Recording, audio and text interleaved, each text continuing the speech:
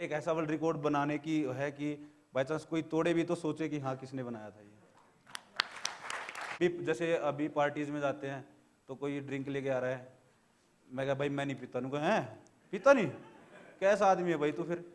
और हमारे हरियाणा में तो दारू को शेरनी का दूध बोलते हैं। Good afternoon Sumit ji. Sir, जब ये स्पाइन के इश्यूज हो रहे थे, आपको कभी ये डर नहीं लगा कि आगे बढ़ेगा तो फिर और मुसीबत हो जाएगी, मतलब पैरालिसिस और सब कह रहे थे। पैरालाइज हो जाएगा नीचे से, तू ये हो जाएगा, तू वो हो जाएगा, तेरी जिंदगी जिंदगी तो पहले ही खराब है।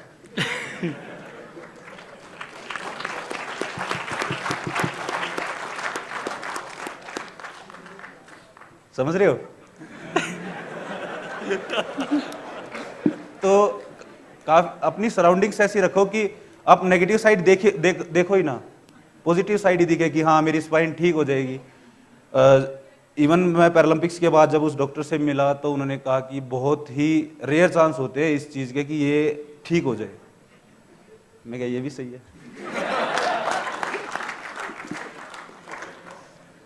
Good afternoon sir. Good afternoon sir, आपने जैवलिन को ही क्यों चुना, कोई और स्पोर्ट्स क्यों नहीं? देखिए जैवलिन बहुत ही हल्का होता है, तो शॉर्ट पुट और डिस्कस के मुकाबले तो मैं स्टेडियम में गया तो क्योंकि रनिंग से तो मेरे को बचपन से ही नफरत थी कि मैं रनिंग नहीं करूंगा चाहे कुछ भी हो जाए। तो थ्रो इवेंट 3 ही होते हैं पैरा में, डिस्कस थ्रो, शॉर्ट पुट और जैवलिन। तो मैंने तीनों यूज ट्राई करके देखे हैं, ऐसे नहीं है कि एक में जाते ही घुस गया मैं, तीनों ट्राई किए। उसमें ये जैवलिन 800 ग्राम का होता है बस, तो लगा कि हल्का सा इक्विपमेंट है, अभी फेंक दूंगा इसको इतनी दूर। बट तो मैं स्टेडियम में चला गया तो जैवलिन उठाई मैंने, मैं कहा ये तो हल्की है कोच साहब, अभी फेंक दूंगा इसको। आप यकीन नहीं करोगे, मैंने मारी 15 मीटर। तो तब मेरा मन का वहम निकल गया कि ये इजी टास्क है, तो फिर मैं क्या करना यही है। बट क्योंकि और आपको यकीन नहीं होगा, जैवलिन दिखने में बहुत हल्की होती है। कोई नया बच्चा उसका प्राइस पूछेगा ना, जैसे मैंने उठाई, मेरे कोच ने कहा वापस रख दे। मैं कोच साहब कोई नहीं, मुस की तो टूट गई तो ठीक है, नहीं ला के दे देंगे। कोच साहब बोले 1.5 लाख की है, मैंने ऐसे ही रख दी वापस।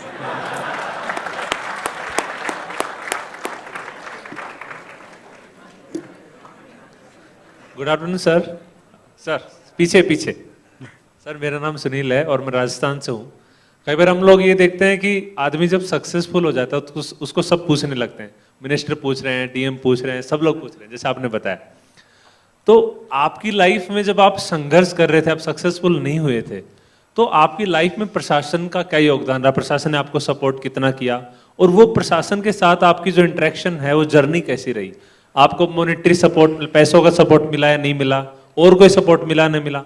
या फिर कोई कमी रह गई कि मुझे प्रशासन को यहाँ सपोर्ट करना चाहिए था, तो वो आपको कहाँ कमी लगती है? देखिए शुरू में तो कोई भी सपोर्ट नहीं करता, आपकी फैमिली, आपके दोस्त ही सपोर्ट करते हैं।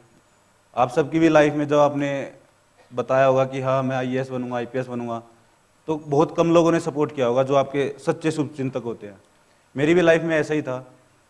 एडमिनिस्ट्रेशन एक टाइम के बाद ही सपोर्ट कर सकता है, वो एक एलाइट लेवल पे आने के बाद पता लग सकता है कि हाँ इतने बच्चों को एडमिनिस्ट्रेट सपोर्ट कर ही नहीं सकता, क्योंकि जितने बच्चे सब तैयारी में लगे हुए हैं, आपको अपने आप को खुद को प्रूव करना होगा उससे पहले कि हाँ आप जितने भी आपके कॉम्पिटिटर्स हैं या जितने भी आपकी जो आप तैयारी कर रहे हो, उस टीम की तैयारी कर रहे हैं, उसमें से आप बेस्ट हो, तब जाके एडमिनिस्ट्रेशन आपका साथ देगा। क्योंकि वो बजट का प्रॉब्लम हो जाता है उनका तभी 2 मिनट में कि हमारे पास बजट कम है। बट अगर जो आप एक एलाइट एथलीट बन जाओगे, या आप जैसे आप आईएएस आईपीएस बन गए, आईआरएस बन गए, तब कोई बजट वगैरह नहीं आता सामने कि हाँ ये ठीक है, जो अच्छा सुमित मांग रहा है ठीक है दे दो बस इसको, ऐसा होता है सर।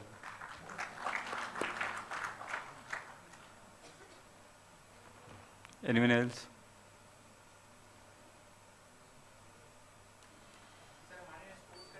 स्ट्रक्चर कैसा है, आपका क्या अनुभव है उसके लिए?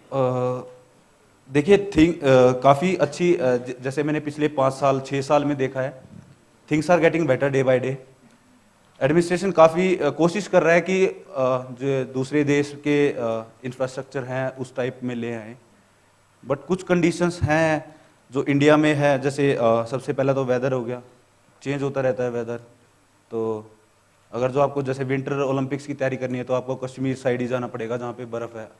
यहाँ पे उस टाइप का इंफ्रास्ट्रक्चर नहीं है कि आपको हरियाणा में ही बर्फ़ का वो बना के दे दे पूरा। तो चीज़ें सुधर रही है। अभी जैसे मेरी मिनिस्ट्री में बात होती है, कोशिश कर रहे हैं कि हाँ डे बाय डे जितना भी सुधार कर सकते हैं। ऐसा नहीं है, सुधार हो रहा है, काफ़ी सुधार हुआ है पिछले 10 साल में 12 साल में काफ़ी सुधार हुआ है।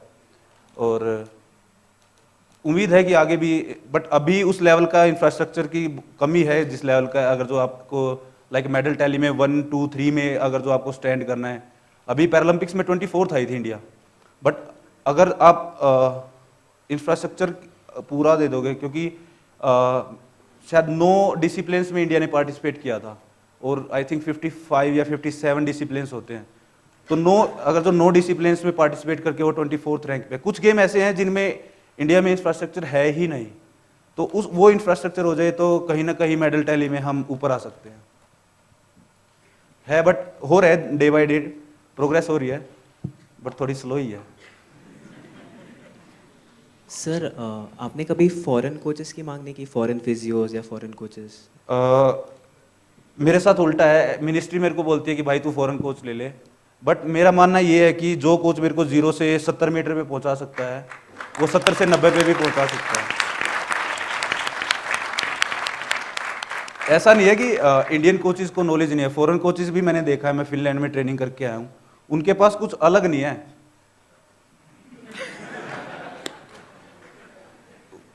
बस वही, वो वहाँ का थोड़ा वेदर अच्छा है इसलिए वो थोड़ा जल्दी उसको अडेप्ट कर लेते हैं। हमारा थोड़ा वेदर अप डाउन होता रहता है, थोड़ा टाइम लगता है। बट ऐसा नहीं है कि इंडियन कोचेज, आप जैसे पीवी सिंधु को गोपीचंद सर ने उठाया, उनको किसी भी नीरज भाई को काशीनाथ सर ने उठाया है, हर एक के बेसिक कोच कोई ना कोई रहे हैं। नीरज भाई को मेरे अभी तक याद है 86 मीटर तक शायद कोई 80 मीटर तक कोई फॉरेन कोच नहीं था। बट एक टाइम के बाद क्या होता है, ग्रोथ थोड़ी स्लो हो जाती है। जैसे जितना टाइम मेरे को 0 से 50 पे जाने लगा, 50 से 60 में थोड़ा और ज़्यादा टाइम लगा, 60 से वर्ल्ड रिकॉर्ड तक थोड़ा और टाइम लगा। तो पेशेंस रखना चाहिए, और अगर जो आपके कोच के साथ आपकी बॉन्डिंग अच्छी है तो आई डोंट थिंक कि आपको फॉरेन कोच की कोई ज़रूरत है। बट वो इंडिविजुअल टू इंडिविजुअल डिपेंड करता है कि मैं किस चीज़ को प्रेफरेंस दे रहा हूँ, मैं फॉरेन कोच को प्रेफरेंस दे रहा हूँ या जिसने मेरे को 0 से उठाया मैं उस कोच को प्रेफरेंस दे रहा हूँ। सर मेरा एक क्वेश्चन है, अभी आपके इसी फील्ड में आगे के क्या प्लान्स हैं, अभी आपके इवेंट्स जो भी आगे? अभी तो सर अगला जो 2023 है, धमाधम कॉम्पिटिशन है मेरे। 2 बड़े इवेंट्स है मेरे, वर्ल्ड चैंपियनशिप है और एशियन पैरा गेम्स हैं। तो अभी तो उनकी तैयारी कर रहे हैं हम। और अभी सबसे मेन फोकस हमारा रहता है कि हमारा जो वर्ल्ड रिकॉर्ड है उसको कितना इम्प्रूव हम कर सकते हैं लाइफ में। वो पैरालंपिक्स में हो, एशियन गेम्स में हो या नेशनल्स में हो, उससे फ़र्क नहीं पड़ता। बट एक ऐसा वर्ल्ड रिकॉर्ड बनाने की है कि बाई चांस कोई तोड़े भी तो सोचे कि हाँ किसने बनाया था ये।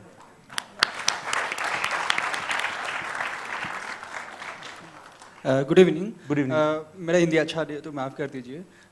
My question is, even after representing a country, आप गोल्ड मेडल जीता है और वर्ल्ड रिकॉर्ड भी जीता था, तो आपको वो मोटिवेशन कहाँ से आता है, वो कंटिन्यू करता रहता? मैं काफ़ी खिलाड़ियों का देखा है, वो लोग 40 साल 45 ईयर्स तक they continue playing the game, उतने ग्रेटनेस अचीव करने के बाद भी इतना मोटिवेशन कहाँ से आता है? मोटिवेशन किसी से भी ले सकते हो आप, ऐसा नहीं है कि आप एक पर्टिकुलर आदमी से ही मोटिवेशन लोगे। जैसे दूसरे एथलीट्स की बात करें, ओसर पिस्टोरियस नाम के एथलीट है, फॉरेन एथलीट, तो उन्होंने 2016 में एबल्ड बॉडी का ओलंपिक्स क्वालिफाई किया था और 8th रैंकिंग रही थी उनकी एबल्ड बॉडी में। तो उनको एक थोड़ा ये होता है कि हाँ काफ़ी आइडल मानते हैं हम, सारे ही पैरा एथलीट्स आइडल मानते हैं उन्हें।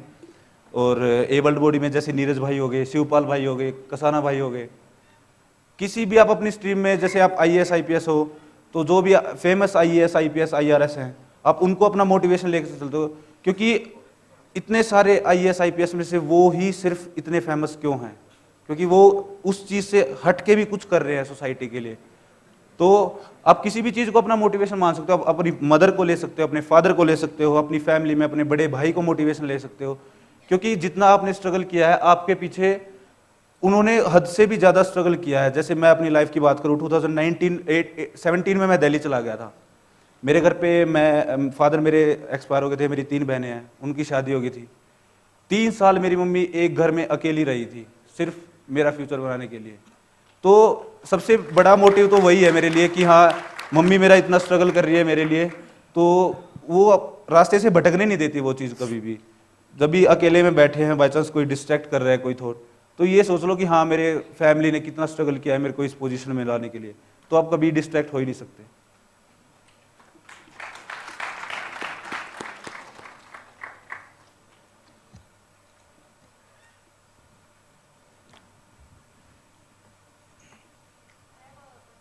Yes ma'am please.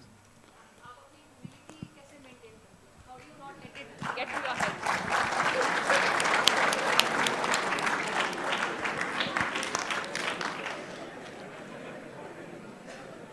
मैडम मेरे को ह्यूमिलिटी का मीनिंग समझ में नहीं आया, हाथ थोड़ा टाइट।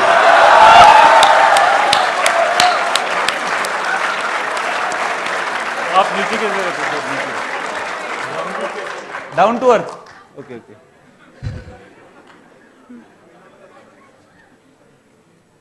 डाउन टू अर्थ तो क्योंकि मेरा मानना ये है कि हर शेर पे एक सवा शेर होता है, ऐसा नहीं है कि आप सबसे बड़े हो।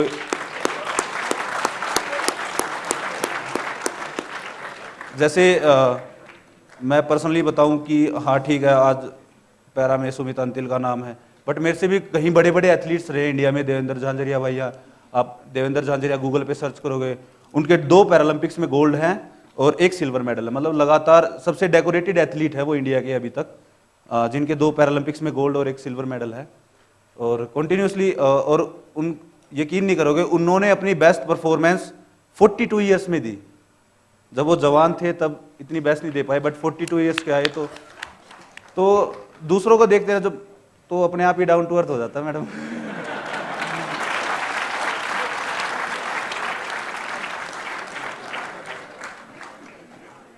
अगर जो मैम आपकी पॉजिटिव सराउंडिंग पॉजिटिव है ना, तो कभी भी आपको ऐसा, क्योंकि पता है क्या होता है, जैसे आपके जो आसपास लोग होते हैं ना, एक लेवल पे आने के बाद में, जैसे मैं आईपीएस बन गया, सोच लो, मेरे जो सराउंडिंग के लोग होंगे ना, वो मेरे को चढ़ाएंगे पूरा, आईपीएस बन गया भाई तू, ये अच्छा। बाई चांस मेरे को कोई नहीं जान रहा कि हाँ, तो वो बोलेंगे यार तेरे को नहीं जानता, तू आईपीएस है, एसपी है, तू तेरे को नहीं जानता, तो वो फिर कहीं ना कहीं उठने लग जाता है। अगर जो आपकी सराउंडिंग ऐसी है कि भाई ऐसा है, हर कोई हर किसी बंदे को नहीं जानता, तो मैं थैंक्स करना चाहूँगा मैम मेरे फ्रेंड्स का कि उन्होंने कभी मेरे को ऐसे नहीं बोला कि हाँ बाई चांस कोई मेरे को नहीं जानता मेरे स्पोर्ट्स के उसमें, तो वो बोलते हैं कि भाई देख ऐसा है, ठीक है, जैसा चल रहा है ठीक है, हवा में मत उड़, नीचे आ जा।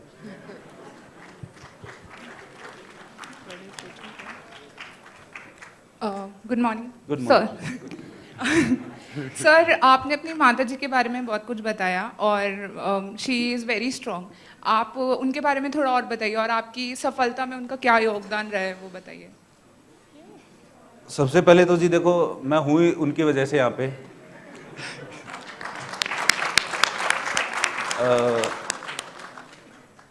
जैसे मेरे को इतनी मुसीबत होने के बाद भी पाला पोसा, इस लायक बनाया कि हाँ, और उसके बाद में 3 साल, क्योंकि अभी भी जैसे मेरी मम्मी कहीं ट्रिप पे गई है ना, तो बाई चांस मैं घर पे अकेला हूँ, तो मेरे से सहन नहीं होता कि घर में अकेला है, कोई भी नहीं है, तो 3 साल कैसे निकाले होंगे मेरी मम्मी ने, तो वो एक काफ़ी एक आज भी मन में ये होता है कि हाँ यार वो 3 साल कितने थोड़े स्ट्रगल भरे रहे होंगे, क्योंकि साथ में कोई भी नहीं है, आप घर में हो, खाना भी खुद ही बना रहे हो, सफाई भी खुद ही कर रहे हो, सब कुछ खुद ही कर रहे हो।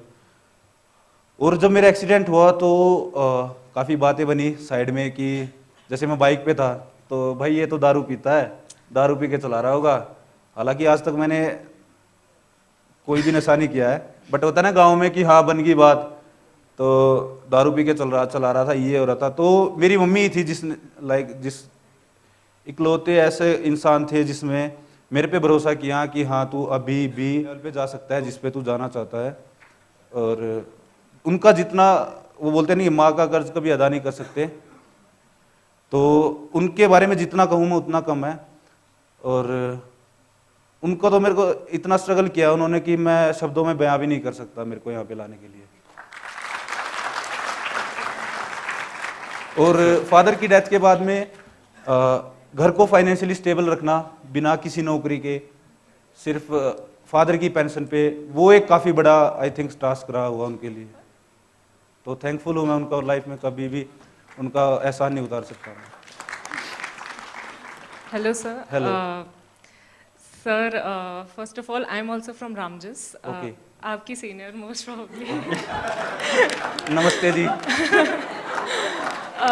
सर, रामजस में मेरे साथ में जो लोग स्पोर्ट्स में थे, तो ऐसा होता था कि कैंटीन के कूपन्स मिलते थे डाइट के लिए, जो बास्केटबॉल टीम में लोग थे और ऐसे, तो वो बहुत ही ज़्यादा कम अमाउंट होता था और आप उससे अपने प्रोटीन नीड्स और वो सब पूरे नहीं कर सकते। तो जो बहुत बैकवर्ड फैमिली से आते हैं, इकोनॉमिकली स्ट्रॉन्ग नहीं है, तो उनके लिए बहुत ज़्यादा डिफिकल्ट है to pursue anything in sports. तो आपको क्या लगता है इकोनॉमिक इंसेंटिव आपको मतलब कैसे मिला, या फिर आप की फैमिली ने ही आपको सपोर्ट किया या गवर्नमेंट सपोर्ट भी था उस सेंस में? बिल्कुल जी, गवर्नमेंट सपोर्ट तो था ही। जैसे फादर एयरफोर्स में थे, मेरा जो मेडिकल एक्सपेंस था एक्सीडेंट के टाइम पे वो सारा आर्मी ने वो किया। आर्टिफिशियल लिम्ब भी आर्मी ने लगवाया शुरू में। उसके बाद में जब आप जैसे रामजस की बात कर रहे हो आप, वो तो एक बहुत छोटा कॉलेज की एक छोटे से स्पोर्ट्स डिपार्टमेंट है, उनके पास इतना फंड एक्चुअल में भी नहीं होता कि वो हर एक एथलीट की नीड्स पूरी कर पाएँ। और जब कोई एथलीट गेम करता है तो मेरा मानना ये है कि अगर वो सही से मेहनत कर रहा है, सच्चे दिल से मेहनत कर रहा है, तो उसके शरीर पे सूखी रोटी होता है ना, वो भी लगेगी। क्योंकि जब 2017 में ऐसा तो है नहीं कि मैं सीधा ही नेशनल कैंप में घुस गया, मैंने भी बाहर रूम लेके रहा और ढाबे की रोटी खाई, प्रैक्टिस की, ढाबे की रोटी खाई। काफ़ी टाइम पेट भी खराब हुआ कि हाँ कच्ची पक्की रोटी होती है, तो घर पे आ गया। स्ट्रगल तो देखो चाहे अमीर हो चाहे गरीब हो, सबको करना पड़ता है।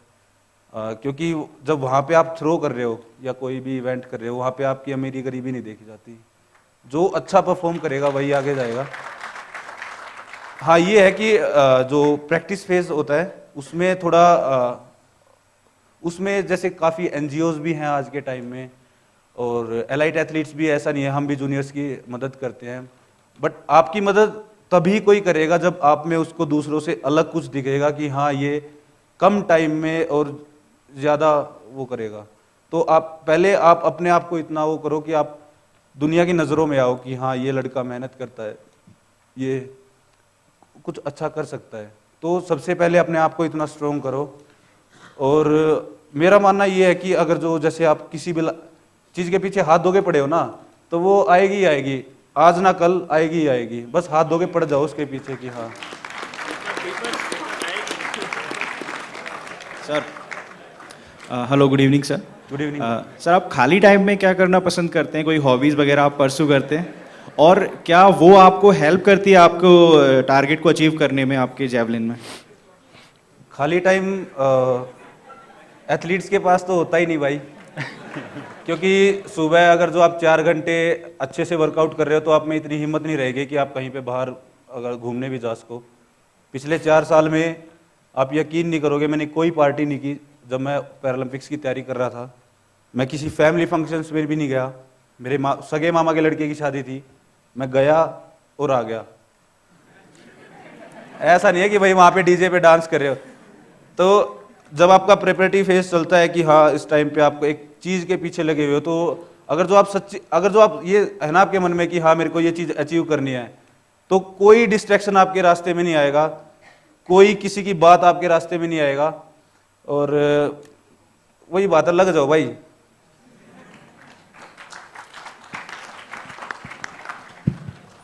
नमस्ते सर। नमस्ते। सर मेरा क्वेश्चन आपसे ये है, जैसा आपने मेंशन किया रिगार्डिंग इंटॉक्सिकेटिंग सब्सटेंसेस या अल्कोहल, सर यंगस्टर्स में हम देखते हैं कि कोई भी परेशानी होती है तो जो फर्स्ट रिजॉर्ट दिमाग में आता है वो इन्हीं चीज़ों को लेकर आता है। एंड सर जैसे पंजाब में Abhinav Bindra sir is working on this problem. Sir तो एज अ यंग पर्सन आप क्या मैसेज देना चाहते हैं, या how do you suggest can this problem be dealt? कैसे हम इसको सुलझा सकते हैं कि हमारी यूथ, क्योंकि स्पोर्ट्स पर्सन तो ऐसा नहीं करेंगे because of doping tests and all such mechanisms. तो सर इसके लिए आप क्या मैसेज देना चाहते हैं कि हम अपनी सोसाइटी में कैसे प्रिवेंट करें दिस इशू? देखिए जी, इसमें पेरेंट्स का बहुत अहम रोल होता है। जैसे मैं गांव में देखता हूं कि जो बच्चा शुरुआत में दारू या फिर कोई भी नशा है वो करता है, तो उसके घर वाले कहीं ना कहीं इग्नोर करते हैं उन चीज़ों को। और जैसे बड़े शहरों में तो आजकल दारू पीने का फैशन बना हुआ है, नशा करने का, कि हाँ हम भी जैसे अभी पार्टीज में जाते हैं तो कोई ड्रिंक लेके आ रहा है, मैं कहा भाई मैं नहीं पीता, उनको हैं पीता नहीं, कैसा आदमी है भाई तू फिर। और हमारे हरियाणा में तो दारू को शेरनी का दूध बोलते हैं। बट पेरेंट्स को, क्योंकि जब बच्चा बड़ा होता है तो काफ़ी डिस्ट्रैक्शन होती हैं, तो उसको इतना, जैसे पेरेंट्स अगर जो बच्चे के दोस्त बन के रहेंगे ना तो वो कभी नहीं भटकेगा। तो सबसे पहला तो रोल होगा पेरेंट्स का, उसके बाद सोसाइटी, जो उसके दोस्त होते हैं, अरे ले ले ले ले कुछ नहीं है, एक बैग में कुछ नहीं होता, तो वो चीज़ नहीं होनी चाहिए। सबसे पहले अगर जो हम खुद को, क्योंकि मेरे जितने भी मेरे दोस्त हैं अभी उनमें से ना ही कोई स्मोकिंग करता है ना ही कोई, तो अपने अगर जो हमारा तो रूल है कि हमारे ग्रुप में कोई आएगा ही नहीं ऐसा, बाय चांस कोई ले भी रहा है तो भाई अपने घर पे ले, जब हमारे साथ बैठा है ना तब नहीं। तो उसमें अगर जो आप सब अपनी सराउंडिंग्स को ठीक कर लोगे तो ऑटोमेटिक पूरा देश ही ठीक हो जाएगा।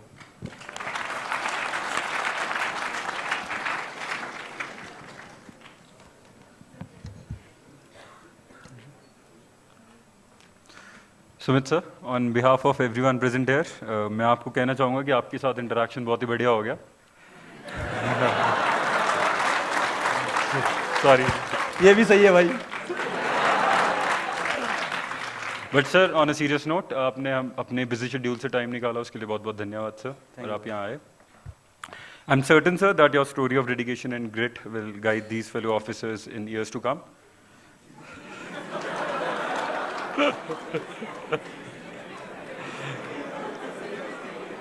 So now, on behalf of the Academy and the 97th FC, I'd request my fellow officer trainee Raju to come on stage and felicitate Sir with a small token of gratitude.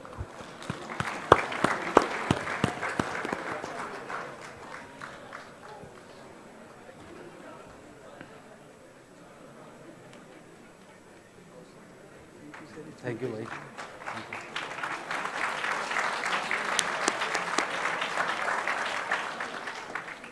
Thank you, sir. Thank you. Okay,